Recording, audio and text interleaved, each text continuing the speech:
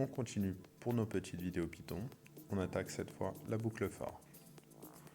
L'élève du Cobu ici a plusieurs notes. En début d'année, il commence super mal et il obtient un 5 sur 20. Donc on considère que sa première note, la variable note, est égale à 5.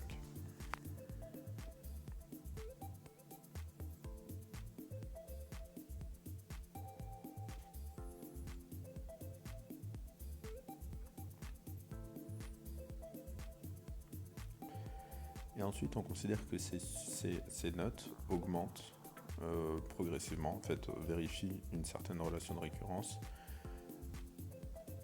La note suivante, quand il a obtenu une première note, la note suivante, elle diminue de 20%, puis augmente de 3 points.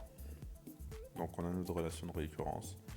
UN plus 1 est égal à UN fois 1 moins 20% plus 3.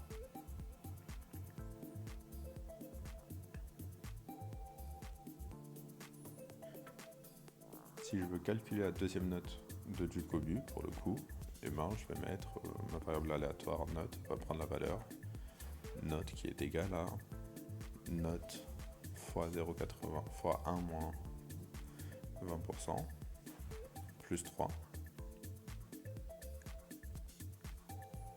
Et là, je peux demander à afficher la variable note. Voilà. Je vais afficher la note de départ et j'affiche ma nouvelle note. Voilà. Pour bien qu'on le voit au niveau de l'écran. J'exécute le code. Donc ça m'affiche 5 et 7. La nouvelle note de Ducobu, la deuxième note de Ducobu, c'est 7. Je peux copier-coller ce bloc-là pour obtenir ensuite la troisième note de Ducobu. Donc je vais commenter un peu pour que ce soit plus lisible. Donc ici, on a sa deuxième note est machin, et ensuite sa troisième note est machin.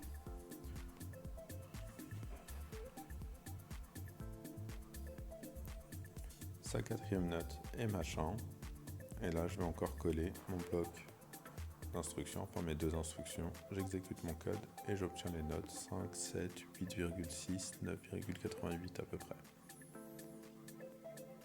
Alors maintenant, ce qui se passe, c'est que je répète plusieurs fois les mêmes instructions, si vous voyez bien.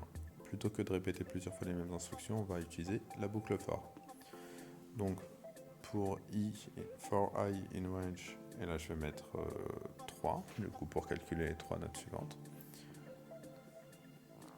Donc en fait, il faut bien avoir en tête que le range là, ça prend I in range 3, ça permet à I de prendre les valeurs 0, 1 et 2. En fait, ça permet de répéter 3 fois ma série d'instructions. Quand on met range n, on répète n fois notre bloc d'instructions, notre série d'instructions. Donc là, j'ai remis ma relation de récurrence. Note est égale à note fois 1 moins 20% plus 3 et print note. Et j'obtiens les valeurs 5, 7, 8,6, 9,88. Je vais afficher en plus l'indice i pour avoir le rang de la note. Donc là, j'obtiens la 0 pour 7, donc la première valeur de i de ma boucle for. Donc i prend les valeurs 0, 1, 2, 3, 4. Si je mets range 5, et du coup en fait le range commence toujours à 0 sauf mention contraire et finit toujours un cran avant la fin. Donc quand je mets 5, ça finit à 4. Si maintenant je mets 10, ça va finir à 9.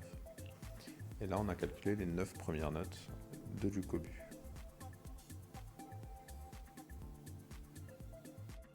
Alors cette fois on va entrer un peu plus dans le détail de la boucle for. Donc on va commencer par écrire une boucle et on verra un peu ce qui se passe. Donc si je mets for I in range 10, je mets toujours 2 points pour définir ma boucle. Et je vais mettre print I, j'ai l'indentation devant le print, on fait bien attention à ce détail-là.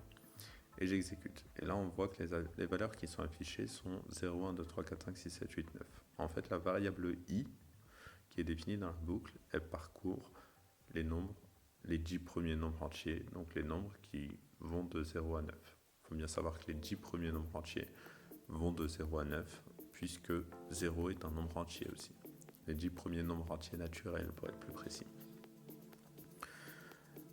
Donc le 10 n'est pas inclus dans le range. Au contraire, ça s'arrête un cran avant. Donc maintenant, si je sais quand est-ce que le range s'arrête à 10-1, je peux choisir de le faire commencer à un autre moment. Donc je peux mettre for I in range 110, print I, et du coup là, bon, il y a un petit bug là du côté du serveur, mais bon.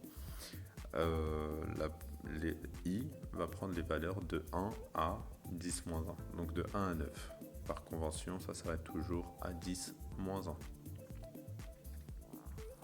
Je réexécute et là ça va m'afficher les valeurs 0, 1, 2, 3, 4, 5, 6, 7, 8, 9 pour la première boucle et ensuite 1, 2, 3, 4, 5, 6, 7, 8, 9 pour la deuxième. Donc pour la deuxième boucle ça commence à 1.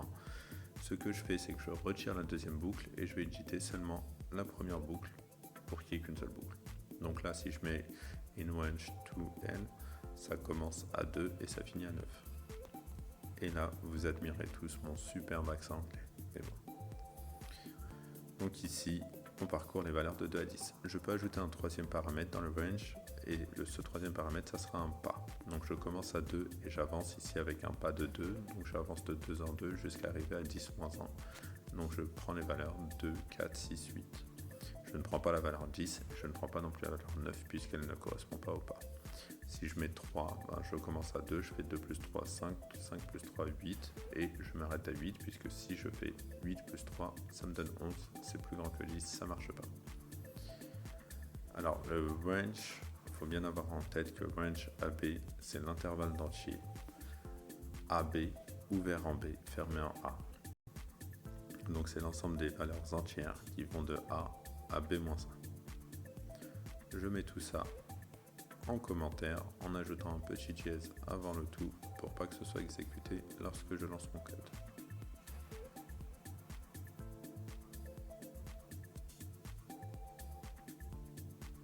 Si je cherche à afficher le range, il n'y a rien qui se passe, c'est normal.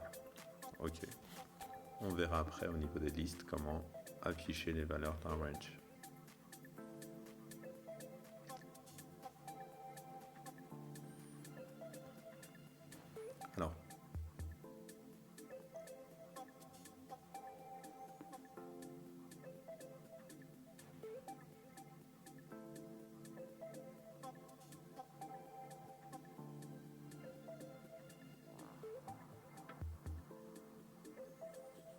Alors, maintenant, on va voir une petite particularité de la boucle for qui est vraiment très pratique. C'est que si je fais for I in ABCD, EF, G, H, I, J, K, L, machin jusqu'à Z, donc dans les lettres de l'alphabet, si je demande à mon code, à Python d'afficher la valeur de I, et ben ça va m'afficher lettre par lettre de l'alphabet. Donc en fait, le for, ça peut permettre de parcourir un certain intervalle d'entier défini par le range, mais ça peut aussi permettre de parcourir les lettres d'un mot ou d'une chaîne de caractères. Ça peut aussi permettre de parcourir les éléments d'une liste. Plus tard, on verra les listes. Bref, c'est vachement pratique. Ça peut permettre de parcourir un ensemble. Par exemple, si on définit certaines structures après en Python. Donc là, for I in mot, print I, si j'exécute, ça va m'afficher les lettres M, O, T. Donc vous voyez, à la fin, ça m'affiche M, O, T, c'est les lettres de la chaîne de caractères mot.